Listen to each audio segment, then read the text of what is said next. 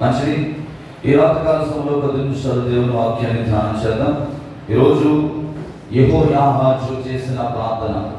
యెహోయాహాజు చెప్పండి. యెహోయాహాజు చేసిన ప్రార్థన గురించి మీతో పంచుకోవాలని నేను ఆశపడతా ఉన్నాను. అహాజ్య కుమారుని యోవాషు దాదాపుగా 23వ సంవత్సరమందు అతడు మరి యెహూ కుమారుడిని యెహోయాహాజు షోమ్రోనులో ఇశ్రాయేలు ప్రజల మీద ఒక రాజుగా దేవుడు ఎన్నుకోవడం జరిగింది. దాదాపుగా 15 సంవత్సరాలు అతడు ఇశ్రాయేలు ప్రజల్ని పరిపాలన చేస్తూ ఉంటాడు. పరిపాలన చేస్తున్నప్పుడు ఈ ఇశ్రాయేలు వాళ్ళు పాపము చేయడానికి ఒక వ్యక్తి కారణపడయ్యాడు. ఎవరైనా యెరోబాము ఎవరి కుమారుడు? నేబాతు కుమారుడు అన్నమాట. ఈ నేబాతు కుమారుడైన యెరోబాము ఇశ్రాయేలు ప్రజలందరినీ ఏం చేస్తాడంటే పాపపు మార్గంలోనికి నడిపిస్తాడు. యెరోబాము చేసిన ఒక మరి చెడుతనాన్ని గురించి జ్ఞాపకం చేస్తే ఎవరేం తెలుసా? యెరోబాము ఏ చెడుతనం చేశాడు? ఏంటి ఆయన చేసిన పాపం? యెరోబాము చేసిన పాపం ఏంటి? ఎప్పుడు చదివారా? ఆయన చేసిన పాపం ఏంటంటే 2 విగ్రహాలను తీసుకొచ్చి పెడతాడు. ఒకటి ఎక్కడ పెడతాడు? బేతేలులో పెడతాడు ఒకటి. రెండవదిగా దాను అనే ప్రాంతంలో పెడతాడు. 2 స్థలాల్లో ఏం చేస్తాడంటే దేవునికి వ్యతిరేకంగా ఆ ఇశ్రాయేలు ప్రజలతో ఏమని చెప్తాడంటే, ఇదిగో మిమ్మల్ని విడిపించింది యెహోవా దేవుడు కాదు, మోషే కాదు, ఇదిగో ఈ 2 దేవతలు. ఆ దేవత పేరేంటంటే అష్టారోతు దేవత దీప ఆ యొక్క బలిపీఠాన్ని ఏం చేస్తాడంటే ఒకటి బేతేలులో 2 దూడలు తయారు చేయించి 2 దూడ బొమ్మలను తయారు చేయించి ఒకటేమో బేతేలులో పెట్టాడు, రెండో ఎక్కడ పెట్టాడు? దాను అనే ప్రాంతంలో పెడతాడు. అయితే ఈ ఇశ్రాయేలు ప్రజల మీద యెరోబాము చేసిన ఈ చెడుతనం ఎలా ఉందంటే చాలా విపరీతంగా పెరిగిపోయింది. యెహోవా దృష్టికి వారు విపరీతమైన చెడుతనము అనుసరిస్తూ జీవిస్తున్నప్పుడు ఆ యెహోవా కోపం ఇశ్రాయేలు మీద రగులుకున్నప్పుడు సిరియా రాజైన అజాయేలు అతని దినములలో బెన్హదాదు అనే వ్యక్తికి ఇశ్రాయేలు ప్రజలను దేవుడు ఏం చేస్తాడు? అప్పగించినప్పుడు ఈ బెన్హదాదు అనే ఒక వ్యక్తి ఏం చేస్తాడంటే ఇశ్రాయేలు ప్రజల్ని చాలా ఏం చేస్తాడు? బాధ పెడతా ఉంటాడు అన్నమాట. భయంకరమైన బాధను అనుభవిస్తూ ఉంటారు, భయంకరమైన వ్యాధులను అనుభవిస్తూ ఉంటారు. ఎందుకని? దేవుడు చక్కగా 435 సంవత్సరాలు ఐగుప్తు దేశంలో బానిసలుగా బ్రతుకుతున్నప్పుడు ప్రభు కనికరించి మోషేను ఎన్నుకొని మోషే ద్వారా ఐగుప్తు దేశంలో ఇశ్రాయేలు ప్రజలను చక్కగా విడిపిస్తే వీళ్ళు ఏం చేస్తున్నారు? ఒక వ్యక్తి చెప్పిన మాటకి మిమ్మల్ని విడిపించింది యెహోవా దేవుడు కాదు, ఇదిగో ఈ దూడ దేవుడే మిమ్మల్ని విడిపించాడు. కానీ మీరు సాగిలపడాల్సింది ఎవరికి? దూడకి సాగిలపడాలి అని చెప్పి ఒక చిన్న అవిధేయమైన మాట చెప్పడం వల్ల ఇశ్రాయేలు ప్రజలు ఏం చేస్తున్నారంటే ఆ మనిషి చెప్పిన మాటల వైపు తిప్పబడిపోతున్నారు. మన వద్దాం చూద్దాం ఒకసారి 2వ రాజులు. ఇప్పుడు 4వ వచనం తీసుకుందాం. 11వ అధ్యాయం 4వ వచనం. 2వ రాజుల గ్రంథము. అయితే యెహోయాజు యెహోవాను వేడుకొనగా యెహోవా సిరియా రాజు చేత బాధనొందిన ఇశ్రాయేలు వారిని కనికరించి దేవునికి స్తోత్రం కలుగునుగా. ఏం చేశాడండి? జాగ్రత్తగా మాట వినండి.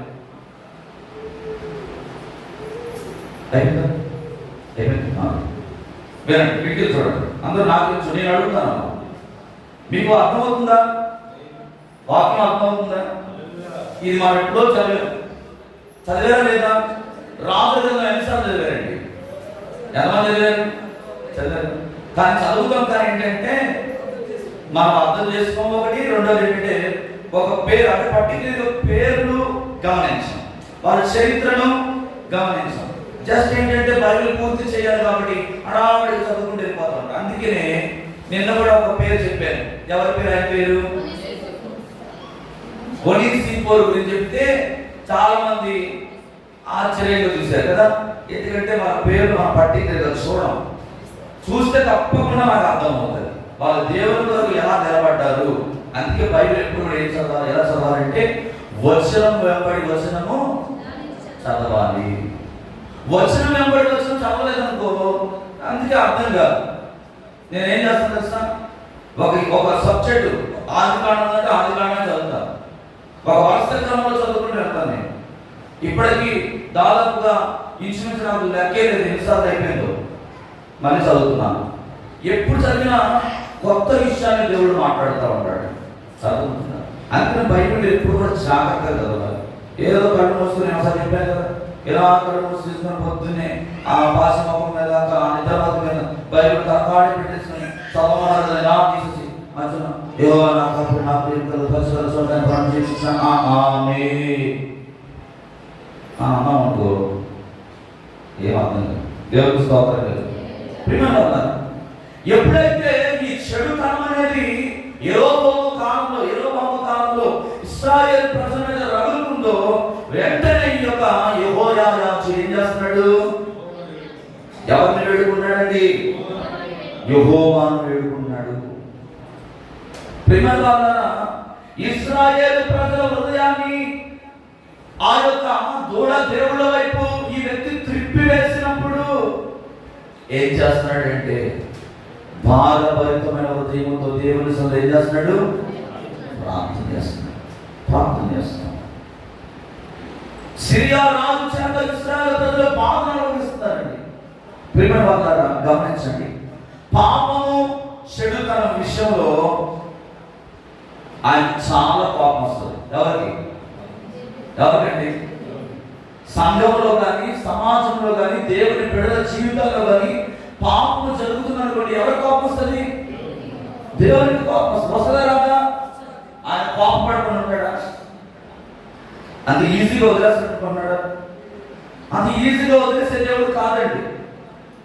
పాపము చెడుతనం అనేది దేవునికి చాలా అయిష్టమైనది. ఇంకో విషయం ఏంటో తెలుసా, దేవునికి అయిష్టమైనది ఏంటో తెలుసా ప్రియమైన వాళ్ళారా, అన్యాయము చేసేవారంటే దేవునికి కూడా చాలా కోపం.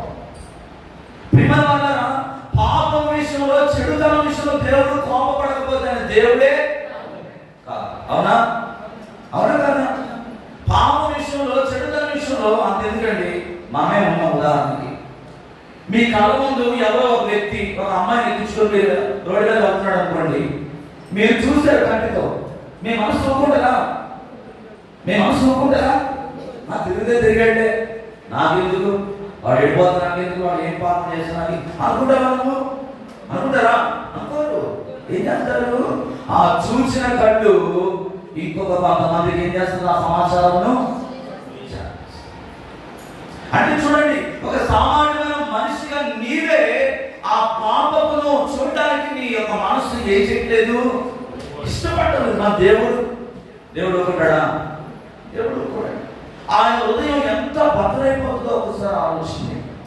ఆయన హృదయం ఎంత వేదనకు గురవుతుందో ఒకసారి ఆలోచించండి. ఆయన మనసు ఎంత చలిస్తుందో ఒకసారి ఆలోచించండి. అలాగే మనుషులు కూడా ఎవరైనా అన్యాయంగా ప్రవర్తిస్తున్నట్లయితే నీవు కూడా ఏం చేయాలి? ఈ యెహోయాదాచు ఎలాగైతే తన హృదయం పగిలిపోయిన స్థితిలోనికి వచ్చి ఎలాగైతే ప్రార్థన చేస్తున్నాడో, అయ్యా మా ప్రాంతంలో ఇలాంటి అన్యాయం జరుగుతుందయ్యా, నీ బిడ్డలైన వారి మీద దాడులు చేయాలని ఆలోచన చేస్తున్నారయ్యా, మా ప్రాంతంలో నెమ్మది లేదు ప్రభా, మా ఇరుగు పొరుగు వారి మధ్యలో నెమ్మది లేదయ్యా, మా సంఘంలో అనేక మంది నెమ్మది లేని స్థితిలో జీవిస్తున్నారయ్యా అని చెప్పి ఈ యెహోయాదాచు యొక్క భారమును నీవు కూడా తెచ్చుకునే వాడుగా ఉండాలి. ఎందుకంటే ఆయన అన్యాయము చూసి సహించే దేవుడు కాదండి. ఈరోజు చాలా మంది జీవితాలు ఎలా తయారైనంటే అన్యాయం జరుగుతున్న దానికి ఆసక్తిని చూపిస్తా ఉన్నారు. ఆసక్తి, మనం దేని విషయంలో ఆసక్తిని చూపించాలో తెలుసా? దేవుడిని ఆరాధించే విషయంలో ఏం చేయాలి? ఆసక్తి చూపించాలి. సువార్త ప్రకటించే వారికి నువ్వు సహకారంగా ఆసక్తి కలిగి నువ్వు ముందుకెళ్ళాలి. యెరోబాము అనే వ్యక్తి ఇశ్రాయేలు ప్రజలు ఏం చేస్తున్నాడంటే పక్క త్రోవ పట్టిస్తున్నప్పుడు ఇతని హృదయం ఏమైపోతుందంటే పగిలిపోతుందండి, పగిలిపోతుంది. ప్రియమైన వారలారా, ఆ యొక్క అచార్యుల కుమారుడైన బెన్హదాదు దినములలో ఇశ్రాయేలు అనేక రకాలుగా బాధింపబడుతున్నప్పుడు చూస్తూ ఊరుకోలేదండి, చూస్తూ ఊరుకోలేదు. యెహోయాయాజు అనే మాటకు అర్థం ఏంటో తెలుసా? యెహోయాయాజు అనే మాటకు అర్థం ఏంటంటే యెహోవాను పట్టుకున్నవాడు అని అర్థం. ఎవరు పట్టుకున్నాడండి? ఒక రాజే ఎన్ని సంవత్సరాలు పరిపాలన చేశాడని చెప్పాను. ఎన్ని సంవత్సరాలు అండి? 15 సంవత్సరాలు. 15 సంవత్సరాలు పరిపాలన చేస్తున్న ఈ యొక్క యెహోయాయాజు ఎవరిని పట్టుకుంటున్నాడు? మరి రాజు కదా, యెరోబాము అనే వ్యక్తికి అప్పగించాడు. ఇశ్రాయేలు ప్రజలు చూడే కొంచెం వాళ్ళు సరైన రీతిలో నడిపే ఒక నాయకత్వపు లక్షణాలు నీలో ఉన్నాయి కాబట్టి నీకు పదవి ఇచ్చాను, ఆ పదవిలో నువ్వు ఈ ప్రజలందరూ కూడా నడిపించుకున్నావు చెప్పి ఉండవచ్చు. అయితే ఈ వ్యక్తి ఏం చేస్తాడంటే రాజుని పక్కన పెట్టేసేసి దేవతల వైపు ప్రజలు ఏం చేస్తున్నాడు? నడిపేస్తున్నాడు. ఇదిగో మిమ్మల్ని తీసుకొచ్చేది దేవుడు కాదు, ఇదిగో ఈ తోడ దేవుడిని నేను ఏం చేయాలి?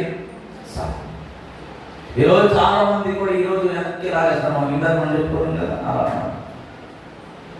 అయితే ప్రియమైన వారలారా, యెహోయాజులాగా నువ్వు దేవుడిని ఏం చేయాలి? పట్టుకోవాలి. ఇంకొక మాట ఏమర్థం తెలుసా? యెహోవా ఆపుకొనేను అని అర్థం.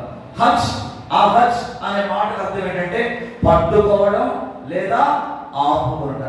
ఏం పట్టుకున్నాడు, ఏం ఆపుతున్నాడు అని అంటే దేవుడు తన ప్రజలను లేదా ప్రతి పరిస్థితిని తన ఆధీనంలోకి తీసుకురావడానికి ఏం చేస్తున్నాడు? దేవుడిని పట్టుకున్నాడు. ఏమి ఆపుతున్నాడంటే ఏం ఆపుతున్నాడు? పాపమును ఆపుతున్నాడు, చెడు తనమును ఆపుతున్నాడు. ఒకటి దేవుడిని పట్టుకున్నాడు, రెండవది పాపములోకి వెళ్ళిపోతున్న తన ప్రజలను, చెడు తనమును అనుసరిస్తున్న తన ప్రజలను ఏం చేస్తున్నాడు? ఆపుతున్నాడు. ఇదిగో ఆ భయంకరమైన బానిస బ్రతుకులో నుండి మేము విడిపించిన వాడు మన దేవుడు. మనం ఆరాధించాల్సింది ఆయన్ని. ఈరోజు చూడండి, డబ్బులు ఇస్తామంటే చాలు వెళ్ళిపోతున్నారు కొంతమంది, బట్టలు ఇస్తామంటే చాలు వెళ్ళిపోతారు కొంతమంది, అన్నం పెడతామంటే చాలు వెళ్ళిపోతారు కొంతమంది. మీకోసం మెత్తగా కుర్చీ వేస్తాం, మీకు కింద నొప్పి కూడా తగ్గకుండా ఏసీ పెడతాం మా చర్చిలో, వారం భోజనాలు పెడతాం మా చర్చిలో, రండి అంటే కొంతమంది ఏం చేస్తున్నారు? భోజనాలకి అలవాటు పడిపోయి, భోజనాలకి ఇష్టపడిపోయి వెళ్ళిపోతారు కొంతమంది. మన సత్యరావు గారు పాస్టర్ గారు నిన్నే ఆయన ప్రభువును నిద్రించినప్పుడు అక్కడ ఒక పాస్టర్ గారు ఒక మంచి ప్రసంగం చేశాడంట. ఏమని చేశాడంటే, ఇదిగో ఈ ప్రాంతంలో కొంతమంది దుష్ట సేవకులు బయలుదేరారు, వాళ్ళు మీ సంఘాన్ని ఏం చేస్తున్నారు? లాగేసుకోవాలని చూస్తున్నారు. మీరు మెలుపుగా ఉండి మీరు ఏం చేయాలి? కరెక్టేనా కదా? నేను సేవకులను విమర్శించేవాడు కాదండి, నేను ఎవరిని విమర్శించాను. విషయం గమనించాలి ఏంటంటే, కొన్నిసార్లు సాతరగాడు పాపం ద్వారా చెడుతనం ద్వారా ప్రజలను ఆకర్షిస్తా ఉన్నాడు. ఇంకొక పని ఏం చేస్తున్నాడంటే అబద్ధ బోధకులను బయలుదేరించి, అబద్ధ బోధకులు ఈరోజు బయలుదేరి నేనే క్రీస్తుని చెప్పుకుంటూ సంఘాన్ని ఏం చేస్తున్నారు? అసత్యంలోకి నడిపిస్తా ఉన్నారు. ఇది కూడా సాతాను గాడి యొక్క స్ట్రాటజీ. దీని విషయంలో నువ్వు ఎలా ఉండాలి? మెరుగు కలిగి ప్రార్థన చేయాలి. ఒకసారి మనం నిర్గమకాండంలోకి వస్తే 3వ అధ్యాయము 7-9 వచనాలు, 7 నుంచి 9 వచనాలు చదువు. నిర్గమకాండం. మరియు యెహోవా ఇట్లా నేను ఐగుప్తులో ఉన్న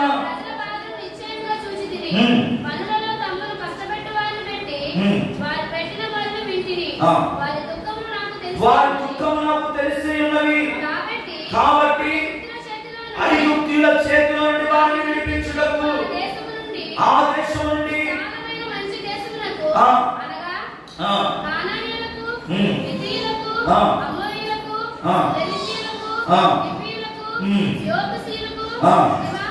నివాస స్థానమైన పాలు తేనెలు ప్రవహించు దేశములకు వారిని నడిపించుటకు దిగి వచ్చి ఉన్నాను. ఇశ్రాయేలులారా, ఇశ్రాయేలు మొర నిజముగా నానుకు చేరినది. ఐగుప్తీయులు వారిని పెట్టుచున్న హింసను దేవుడు ఏం చేశాడంటే, ఐగుప్తీయులు ఇశ్రాయేలు ప్రజలు పెడుతున్న ఆ హింసను, ఆ శ్రమను ఆయన చూచి వారి మొరను అంగీకరించి వారిని ఏం చేశాడండి? విడిపించాడు. ఎక్కడ తీసుకొని వెళ్తా ఉన్నాడు? అక్కడ వెళ్ళేసరికి ఎంతమంది ఉన్నారు? ఎంతమంది? చూడండి, కానానీయులు, హిత్తీయులు, అమోరీయులు, పెర్జీయులు, హివ్వీయులు, యెబూసీయులు, వీళ్ళందరూ కూడా ఆల్రెడీ నివాసం చేసి ఉన్నారు. ఈరోజు ఎక్కడి నుంచో వీళ్ళు బయలుదేరి వస్తున్నారు. అక్కడ ఉన్నవాడు ఊరుకుంటారా?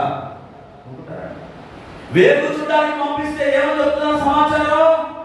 వాళ్ళు చాలా ఉన్నత దేవుళ్ళు, వాళ్ళ ముందు మేము ఎలా కనబడుతున్నాం? క్షేమంగా కనబడుతున్నాం.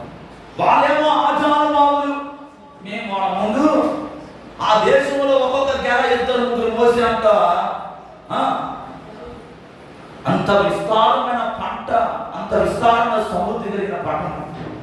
ఆ పట్టణంలోనికి మనం ఎలాగ వాళ్ళని ఎదుర్కోగలం అని చెప్పి చెడు సమాచారాన్ని భయముతో వాళ్ళు చెప్తా ఉంటున్నారు. కానీ ఇద్దరు ఏమంటున్నారండి? మనం తప్పకుండా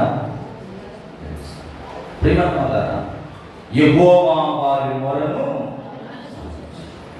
ఈ రాత్రి నీ ప్రార్థన దేవుడు ఆలకించాలంటే ఈ యెహోయాజు లాంటి ప్రార్థన నువ్వు చేయి. అసలు యెహోవాను ఎందుకు వాళ్ళని యెరూషలేము ప్రాంతానికి వెళ్ళనివ్వకుండా, యెరూషలేము ప్రాంతంలో దేవుని సన్నిధిలో ఆరాధించనివ్వకుండా ఎందుకు వాళ్ళు ఆపుతాడంటే, ప్రియమైన వాళ్ళారా, తన రాజ్యం అనగా సొంత రాజ్యంలోనే ఇశ్రాయేలు ఆరాధన చేయాలి. వారు ఆరాధన కోసం యెరూషలేములో ఉన్న యూదా పట్టణానికి వారు వెళ్ళకూడదు. యూదా రాజ్యానికి వెళ్ళకుండా ఎక్కడైతే వాళ్ళు ఉంటున్నారో అదే ప్రాంతంలో దేవుణ్ణి ఆరాధించాలని ఈ యెరోబాము ఏం చేస్తాడంటే వాళ్ళని అడ్డగించడం ద్వారా ఇశ్రాయేలు పాపానికి వారు లోనైపోతారు. బలిపీఠం మీద అర్పించవలసిన బలులు అర్పించనివ్వకుండా, దేవుడికి చెందాల్సిన నైవేద్యమును చేరనివ్వకుండా ఈ యెరోబాము అనే వ్యక్తి ఏం చేస్తున్నాడంటే ఇశ్రాయేలు ప్రజలను అడ్డుకుంటున్నాడు. ఈరోజు చాలా మందిని కూడా సాధారణ ఏం చేస్తున్నాడు? అడ్డుకున్నాడు. దేవుడిని మహిమపరచనివ్వకుండా, దేవుని సన్నిధిలో ఎదగనివ్వకుండా వాడు ఏం చేస్తున్నాడంటే అడ్డగిస్తున్నాడు. కానీ దయను ప్రేమించేవారు ఎవరైతే ఉన్నారో వారు క్రూరత్వాన్ని చూసి ఎప్పుడు కూడా ఊరకుండా మన దేవుడు ఎవరండి? దయగలిగిన దేవుడు. ఆ దయను పొందుకున్న నీవు కూడా నీ ఇరుగు పొరుగు వారి మధ్యలో, నీ సంఘంలో, నీ పక్కన ఏదైనా అన్యాయం జరుగుతున్నా నువ్వు ఏం చేయాలి? ఊరుకోకూడదు. ఏం చేయాలి? ఈ భక్తులాగా నాకెందుకులే, నేను యేసుప్రభువును నమ్ముకున్నాను, నా భర్త, నా బిడ్డలు, నేను, నా కుటుంబం మా ఇంట్లో కూర్చొని ప్రతిరోజు ప్రార్థన చేసుకున్నాం, బైబిల్ చదువుకుంటున్నాం, మేము చాలా భక్తి పడడం, మా భక్తి ఇంకా చాలా అవసరం లేదు, ఎవరైతే పోతే నాకేందని స్వార్థముతో ఎప్పుడు కూడా జీవించకూడదు. ఎందుకంటే మనం జీవిస్తున్న దినాలు చాలా భయంకరమైనవి. సాధారణంగా ఎవరిని మృంగుతులని గర్జించు సింహాలు వాడు ఏం చేస్తున్నాడు? 50వ కీర్తన 15వ వచనంలో ఒక అద్భుతమైన మాట ఉంటుందండి. ఆపత్కాలమున నీవు నన్ను గూర్చి మొర్రపెట్టును, నేను నిన్ను విడిపించను, నీవు నన్ను మహిమపరచను అని కీర్తనకారుడు చెప్తూ ఉన్నాడు. ఏం చేయాలి? ఆపత్కాలంలో ఆయన గురించి మనం మొరపెట్టాలి. ఆయన సన్నిధిలో విజ్ఞాపన చేసేవాడుగా ఉండాలి. ఆయన పాదాలు పట్టుకొని నువ్వు ఎప్పుడైతే ప్రార్థన చేస్తావో, మనుషులు కాదు నీకు సహాయం చేసేది, నా తండ్రి నీకు సహాయము. నువ్వు ఎవరిని ఆశ్రయిస్తారంటే ఈరోజు చాలా మంది వెంటనే దేవుడిని ఆశ్రయించకుండా ఎక్కడికి వెళ్ళిపోతారంటే మనుషులను ఆశ్రయించడానికి వెళ్ళిపోతారు చాలా మంది. కాదు, సమస్య వచ్చినప్పుడు, శ్రమలు వచ్చినప్పుడు ఒక రాజు నుండి 15 సంవత్సరాలు ప్రాంతాన్ని ఏలుతున్న ఈ యెహోయాజు ఏం చేస్తున్నాడంటే దేవుని పాదాలు పట్టుకుంటున్నాడు.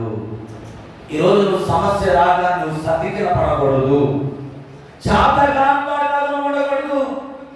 మన దేవుడు అంత చాతగాని దేవుడు కాదు. నేను దినమందు నేను ఒక పాస్టర్ గారి సాక్ష్యాన్ని నేను వింటూ ఉన్నాను. ఆయన ముస్లిం మతంలో నుండి యేసు ప్రభువును విశ్వసించడం జరిగింది. ఆయనంట ఖురాన్ దాదాపుగా ఇంచుమించు ఒక 15-20 సార్లు ఖురాన్ పుస్తకం చదివేశాడు. నమాజ్ చేసేవాడు దినానికి 5 సార్లు. ఒక మంచి అవనస్తుడు. అయితే తాను అనుకుంటున్నాడేమో ఏంటంటే జిహాద్ అంటే పవిత్ర యుద్ధం. కానీ ఏం తెలియజేస్తున్నది ఏంటి? వారు నమ్ముకున్న సిద్ధాంతాలు ఏంటి? వారు నమ్ముకున్న ఆచారాలు ఏంటంటే ఏంటి? మా ముస్లిం మతమే గొప్పది అనే ఒక ముసుగులో వారు బ్రతుకుతున్నప్పుడు ఈ సహోదరుడు కూడా వాళ్ళ పెద్దలు ఏదైతే చెప్పారో అదే విధానంలో నడుస్తున్నాడంట. అయితే అనుకుంటాడంట, నేను ఆరాధిస్తున్న మహమ్మద్ ప్రవక్త చాలా గొప్పవాడు, ఆయనే ఏకైక దేవుడు అని చెప్పి తన మనసులో ఒక బలమైన పునాది వేసుకుంటూ ఉన్నాడు. ఆ రీతిగా నడిపించబడతా ఉంటున్నాడు. అయితే కొన్ని రోజులకి ఒక పాస్టర్ ద్వారా ఒక సత్యం అనేది తాను తెలుసుకోవడం జరిగింది. తెలుసుకున్న తర్వాత తన హృదయంలో తెలియని ఆలోచన ప్రారంభం మొదలుపెట్టిందండి. బైబిల్ చదవడం ప్రారంభించాడు. బైబిల్ చదువుతూ ప్రారంభించిన తర్వాత ఆ బైబిల్లో ఉన్న సత్యాలను తెలుసుకున్నప్పుడు తన హృదయం ఆలోచింపజేసింది ఏంటంటే, ఇన్ని రోజులు నేను అసత్యంలోనికి నడిపించబడ్డాను, ఇన్ని రోజులు మా వారిని అసత్యంలో నడిపించారు అని చెప్పి తాను తెలుసుకొని ఆ వాక్యం చదువుతున్నప్పుడు పరిశుద్ధాత్మ దేవుడు తన తాకడం మొదలు పెట్టడం జరిగింది. ఎప్పుడైతే పరిశుద్ధాత్మ దేవుడు తన మీదకి వచ్చాడో, తను తాకాడో, వెంటనే తన పాపాలన్నీ కూడా ఒప్పుకున్నాడు. యేసుక్రీస్తు ఎప్పుడు కూడా మనిషి ప్రాణాన్ని ఆయన కోరుకునేవాడు కాదు, ఆయన శాంతికర్త. ఆయన శాంతిని అనుగ్రహించడానికే ఈ లోకానికి వచ్చాడు అనే సత్యాన్ని తెలుసుకున్నాడు. ఈ రోజు అనేక ప్రాంతాల్లో తన సాక్ష్యం ద్వారా అనేక మంది దేవుని దగ్గరికి నడిపించగలుగుతాడు. దేవునికి స్తోత్రం కలుగును. దేవుని యొక్క మాటలు మనం వింటున్నప్పుడు మన హృదయాలు ఏమో తెలుసా, మంట పుట్టాలి. దేవునికి స్తోత్రం కలుగుతాడు. ఎవరో ఏదో చెబితే ఆ మాటలకు మనం ఎప్పుడు కూడా ఆకర్షింపబడి వాటి వైపు తిరగకూడదు. సత్యం ఏంటో నేను చెప్పడం కాదు, పరిశుద్ధ బైబిల్ గ్రంథం తెలియజేస్తుంది. హల్లెలూయా. మేము చెప్పే మాటలు కాదండి ఇవి. నీ చేతిలో దేవుడు పరిశుద్ధ గ్రంథాన్ని పెట్టాడు. ఈ మాటలు, ఈ గ్రంథాన్ని నువ్వు చదవగలిగితే దేవుడు నీకు ఏం చేస్తాడు? ఆలోచిస్తాడు. రెండవ విషయం, నీ చిన్న విషయం చెప్పేసి ప్రార్థన చేస్తాడు. ప్రియమైన వాళ్ళ, సత్యం అంటే ప్రీతి ఉన్నవాడు ఎవరైనా కూడా అసత్యాన్ని చూసినప్పుడు ఏం చేస్తారు? కోపం వచ్చేస్తారు. వస్తుందా రాదా? సత్యం మీద కట్టబడిన వాడు అంటే సత్యం యథార్థమైన జీవితం కలిగి, దేవుడే నా జీవితం, ఆయన నా జీవితంలో ప్రప్రథమైన వ్యక్తి, ఇంకోటి నాకు అవసరం లేదు అన్నవాళ్ళు సంఘంలో ఏదైనా దేవుడికి అవిధేయమైన కార్యం జరుగుతున్నట్టు చూస్తూ ఉంటారా?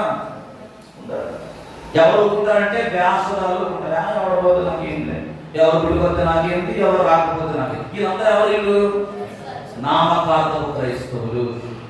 వీళ్ళు దేని కోసం వచ్చారంటే వాళ్ళ కడుపే వారికి దేవుడు.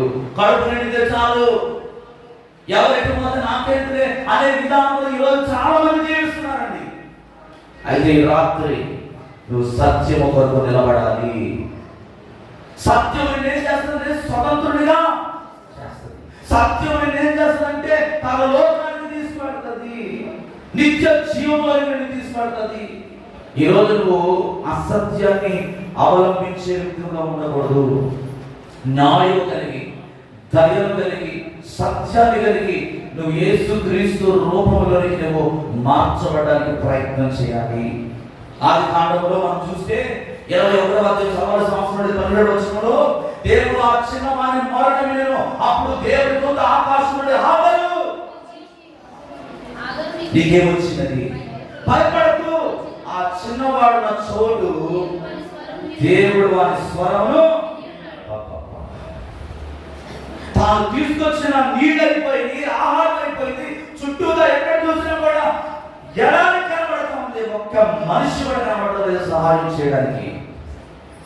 కొడుకు ఏడుస్తూ ఉన్నాడు ఇస్మాయిల్. భయంకరమైన ఆకలితో కన్నీరు కాస్తూ ఏడుస్తూ ఉన్నాడు.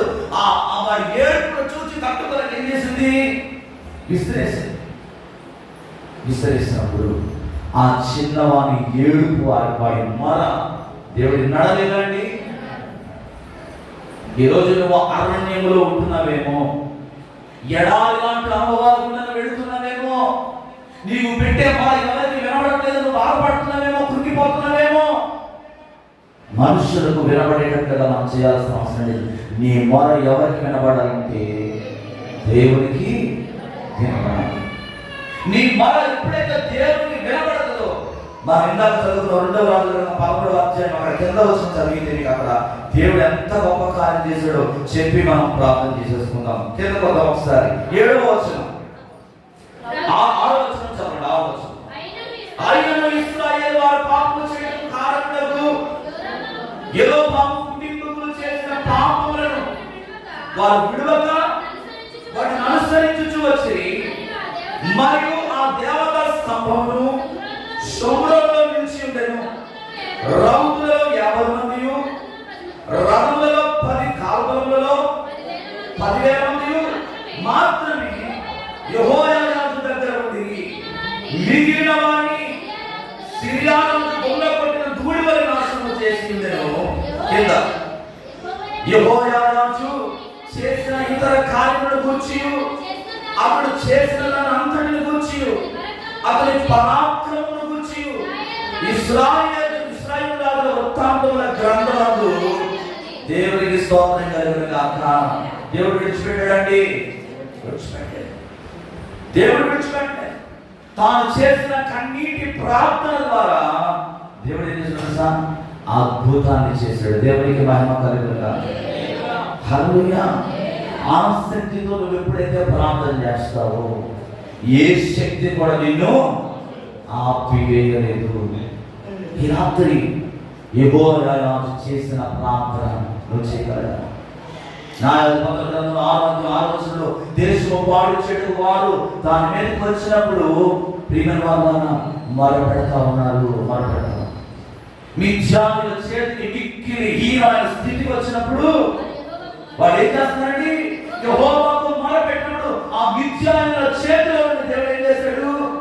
వారి మొర ఆలకించి విడిచిపెట్టాడా? విడిపించాడు.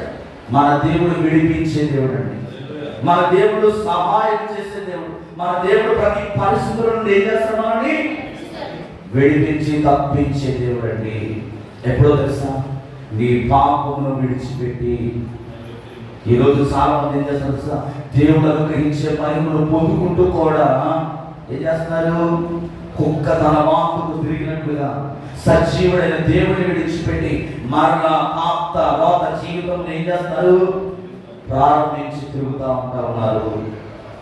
అటువంటి వారితో దేవుడు మాట్లాడుతున్న మాట తెలుసా? ఇప్పటి వరకు నువ్వు నచ్చినట్లు జీవించిన జీవితమే చాలు. ఈ రోజు నుంచి మరలా నువ్వు నూతన జీవితాన్ని ఏం చేయాలి? ప్రారంభించాలి. ఆయన నీతి గల న్యాయాధిపతి. ఆయన సమస్తమును చూస్తూ ఉన్నాడు. ఆయన కన్నులు లోకమంతా కూడా సంచారం చేస్తూ ఉన్నాయి. ఆయన ఉగ్రత నీ మీద రగరక ముందే నువ్వేం చేయాలి తెలుసా? ఆయన కృపకు పాత్రుడుగా.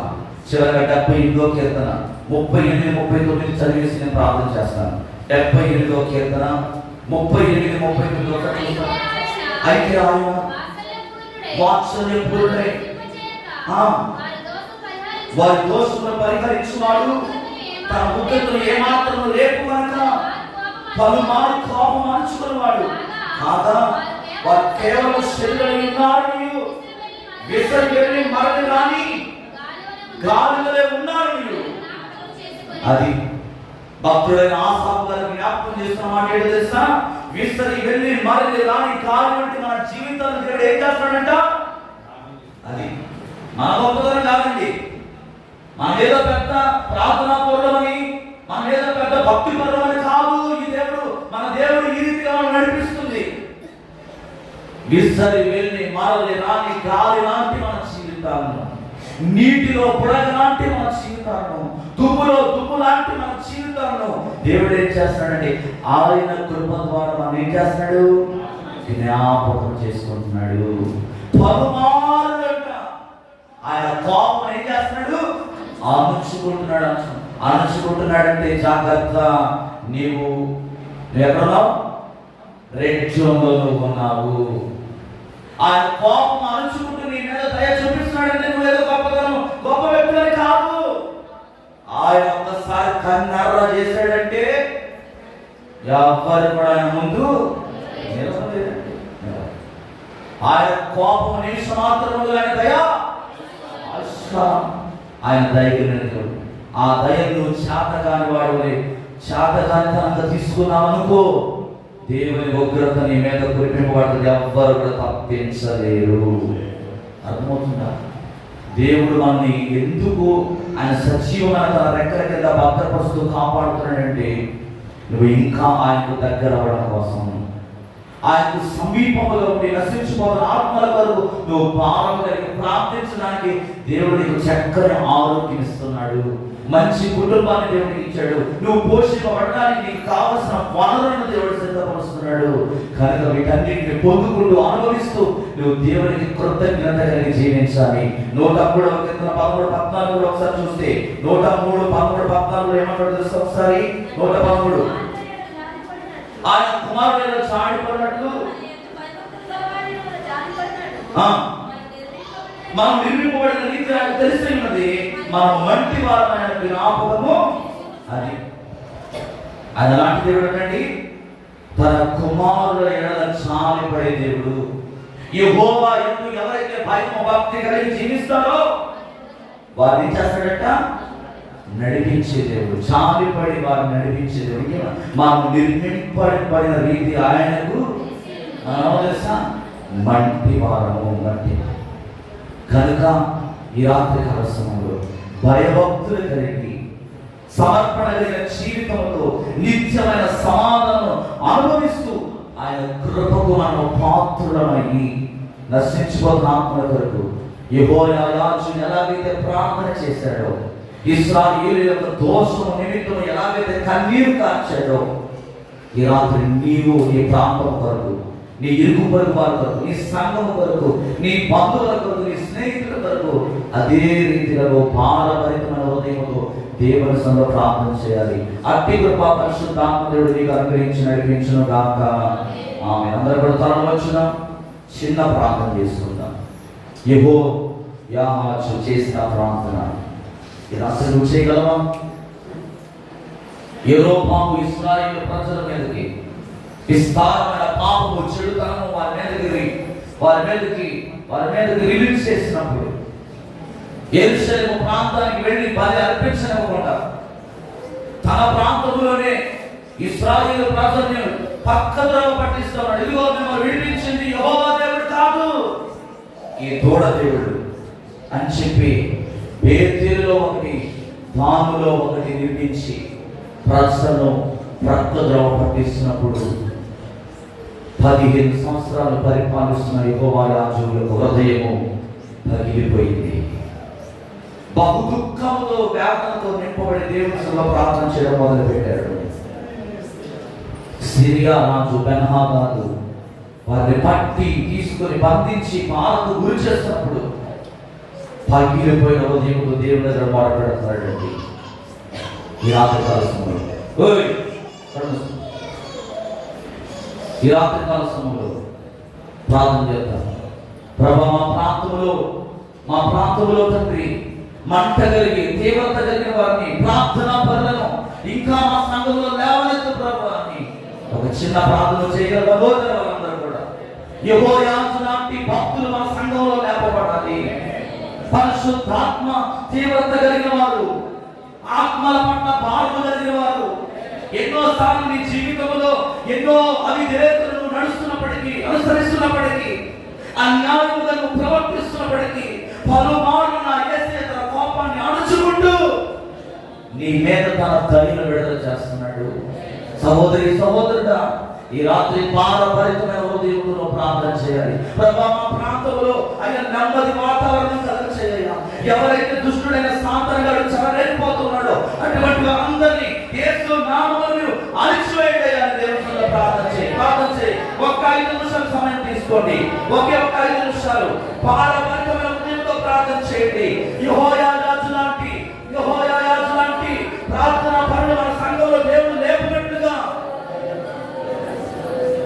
ప్రభు ప్రేరేపిస్తున్నాడు. హాగరు నీకేమైంది అని ఒక దూత మాట్లాడుతున్నప్పుడు తన ధైర్యం తెచ్చుకున్నాడు. అరణ్యంలో దేవుడు నీటి బుగ్గను కలగజేశాడు. ఆ చిన్నవాని మొర దేవుడు విన్నాడు. ఈ రోజు నీ మొర వినలేడా? ఆయన నీ ప్రార్థన వినలేడా? నీ కష్టాల నుండి ఆయన నిన్ను విడిపించలేడా? నీ వ్యాధుల నుండి ఆయన నిన్ను విడిపించలేడా? నా దేవుడు సర్వశక్తివంతుడు. ఆయన వాత్సల్యం కలిగిన దేవుడు. ఆయన కృపా సత్య సంపూర్ణుడు. ఆయన దయ కలిగిన దేవుడు. ఆయన నీ ప్రార్థనకు తప్పకుండా సమాధానం ఇచ్చే దేవుడు. నేను విడవను, నేను భార్యను అని వాగ్దానం చేసిన దేవుడు. ఇదిగో కానానీయులు, హివ్వీయులు, హిత్తీయులు, యెబూసీయులు అనేక మంది ఆ ప్రాంతంలో ఉన్న ఇశ్రాయేలు ప్రజల దేవుడు కానాను దేశానికి నడిపించాడు. పాలు తేనెలు ప్రవహించే దేశంలో వరకు దేవుడు స్వాస్థ్యంగా ఇచ్చడానికి ఇష్టపడ్డాడు. ఈ రోజు నీ ముందు బలార్థులైన వారు ఎంతమంది ఉన్నా, నా దేవుడు బలవంతుడు, నా దేవుడు శక్తివంతుడు, నా దేవుడు అద్భుతాలు చేసే దేవుడు, నిన్ను బలపరిచేవాడు, శత్రువు ఎదుట నీకు భోజనం సిద్ధపరిచే దేవుడు, నీ తలను పరిగెత్తే దేవుడు ఆయన. ఓ ఈ రాత్రి ప్రభావం మంట ధరించే ఆ దేవుడు నామం పుట్టించగా ఈ 2026 సంవత్సరం అనేక మంది ఆత్మను దేవుని ద్వారా నడిపించడానికి సిద్ధంగా ఉన్నాడు. హల్లెలూయా, హల్లెలూయా. ప్రభావ సంఘాన్ని బలపరిచయ్యా. యెహోయాజు లాంటి భక్తులను లేవనెత్తయ్యా. పట్టణం నాశనం అయిపోతుందయ్యా. పాడుదిబ్బగా మారిపోతుందయ్యా. దుష్టుడైన సాధనలే చెలగిపోతున్నాడయ్యా. దయచేసి ఈ రాత్రి మాలో మంట పుట్టించయ్యా. మాలో మంట పుట్టించయ్యా. ఇంకా ఇంకా ఇంకా ఇంకా ప్రార్థన ఫలితం లేవనెత్తు. ఐక్యత మాలో కలగచేయకూడదు. ఈ సంఘంలో ఐక్యత కలుగును గాక. రోషము కలిగిన వారు లేపబడును గాక. పరిశుద్ధాత్మ దేవాన్ని కోరుతున్నాను. ఇదిగో నేను ప్రభా బెన్హదాదు నేను ప్రభు సిరియా రాజైన బెన్హదాదు ఇశ్రాయేలు ప్రజలు బాధపడుతున్నప్పుడయ్యా, పట్టణంలో దోచుకొని పోతున్నప్పుడు, అనేక రకాలుగా బాధకు గురి చేస్తున్నప్పుడు యెహోయాజు చేసిన ప్రార్థన నీవు అంగీకరించావు నాయన. నీవు అంగీకరించావు ప్రభువా. తిరిగి బాగా పాడైన పట్టణాన్ని కట్టుకోగలిగాడు ప్రభువా. ఈ రాత్రి మా బలం గురించి మేము కావచ్చు నాయన. అయ్యా మాలో ఉన్నవాడు నీవు నాయన. అయ్యా నీలో ఉన్నవాడు లోకంలో ఉన్నవాడు కంటే గొప్పవాడు ప్రభువా. అయ్యా నువ్వు గొప్ప దేవుడు నాయన. ఈ రాత్రి ప్రభువా మా పూరి పెంట కొట్ట నీ చేతులుగా అప్పగిస్తున్నాను. ఈ తీరాల బాధ నీ చేతులుగా అప్పగిస్తున్నాను. ఈ తీరాల బాధ నీ చేతులుగా అప్పగిస్తున్నాను. యేసు నామములో ఇక్కడ నీ శిలువ జెండాలు ఎగరవేయబడును గాక.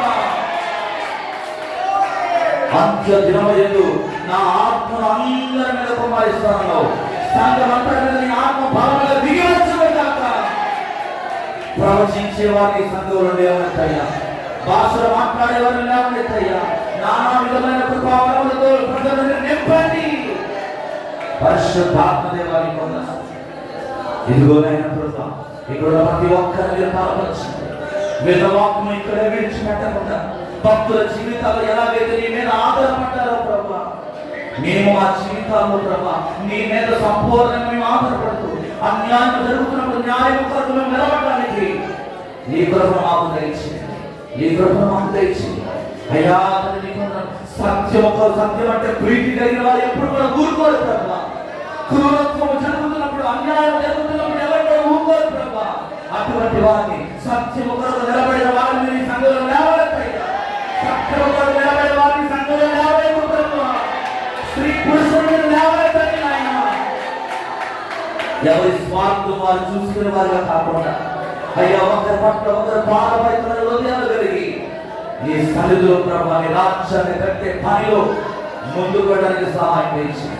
ఇదిగో ఈ గుంపులో ఎవరైతే బలహీనులు బలపరచండి. రోగులు స్వస్థపరచండి అయ్యా. అనేక సమస్యల చేత బాధపడుతున్న వారందరికీ విడుదల దయచేయండి.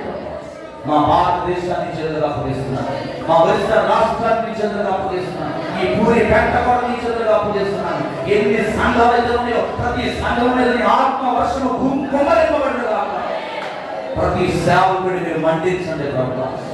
అయ్యా సంఘంలో ఐక్యత ప్రేమ ఇచ్చేయండి.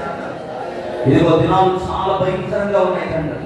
సాధారణంగా ఎవరిని దర్శించే సమూహాలు ఎదుగున్నాడు చూడండి కదా, వాడు కూర్చున్న వాడు ఆస్తులని పడిపోకుండా ప్రభా భారభరితమైన హృదయంతో మెలుగు కలిగిన ఆత్మతో అయ్యా తండ్రి ప్రార్థించడానికి నీ కృప దయచేయమని ప్రార్థన చేస్తాను. దైవ కృప ప్రార్థన మందిర వ్యవస్థాపకులని యోహాను గారిని ఆత్మీయ తండ్రిని జ్ఞాపకం చేసుకోండి.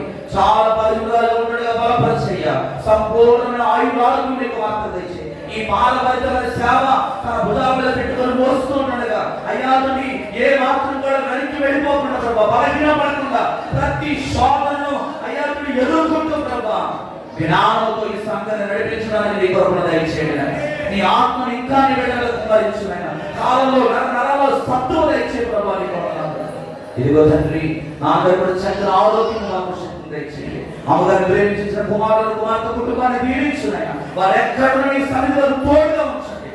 ఇదిగో నన్ను దావీదు గారిని స్వస్థపరచునైనా, ఇదిగో తండ్రి ప్రభా జోసెఫ్ కుమారుని స్వస్థపరచండి, రాజును స్వస్థపరచండి, ఎలిషాబెత్ను స్వస్థపరచండి, ఇంకా భావనని స్వస్థపరచండి.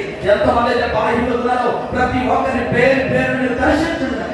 ఇదిగో యాకోబు పండాడు వెళ్ళండి ప్రభా, యేసు నామములో సముద్ర వ్యాపారం ఎక్కువ చెప్పండి ప్రభా, చేపలు ఆజ్ఞాపించి విస్తారమైన పాటు మీరు దయచేయమని ప్రార్థన చేస్తున్నాను. మమతను స్వస్థపరచండి, బలహీనుల ప్రతి బిడ్డని పేరు పేరుని దర్శించండి, బంధనాలను స్వస్థపరచండి, ప్రతి విధమైన నీరసం నొప్పుల నుండి విడుదల దయచేయండి ప్రభా. ఈ రాత్రి అంతా సర్వ సంఘం నుండి కాపుదల దయచేయండి. మంచి దర్శనాలు, మంచి కళలు ప్రతి ఒక్కరితో మీరు మాట్లాడిన అయిపోతున్నాను. సమస్త మహిమ ఘనత ప్రభావం మీకు మాత్రమే ఆరోపిస్తూ మమ్మల్ని తగ్గించుకుంటూ నీ నామాన్ని హెచ్చిస్తూ యేసు పరిశుద్ధ నామములో ప్రార్థించి స్తుతించి విజ్ఞాపనని సమర్పిస్తున్నాము తండ్రి. ఆమేన్. మన పరమ తండ్రి దేవుని ప్రేమ, కుమారుడు రక్షకుడు యేసుక్రీస్తు వారి కృప, పరిశుద్ధాత్మ దేవుని నిత్యమైన సమాధానం సన్నిధి ఇప్పుడు ఎల్లప్పుడు ప్రార్థనలో ఏకీవించిన ప్రతి కుటుంబానికి, లోకంలో సకల పరిశుద్ధులకు ఆత్మీయ కుటుంబానికి ఆయన కృప సదా తోడే తమ సత్యంలోని నడిపించును గాక. ఆమేన్. యేసు రక్తమే చేయి, శిలువ రక్తమే చేయి, ప్రవేశ సంపూర్ణ విషయం అపాదుల నాశనం యేసు నామానికి జయము కలుగును గాక. ఆమేన్. ఆమేన్. అందరికీ ప్రైజ్ లార్డ్, అందరికీ వందనాలండి, అందరికీ ప్రైజ్ లార్డ్. రేపు సాయంత్రం సిద్ధపడ ప్రార్థన చర్చలో ఉంటుంది. అందరూ కూడా సిద్ధపడి రావాల్సిందిగా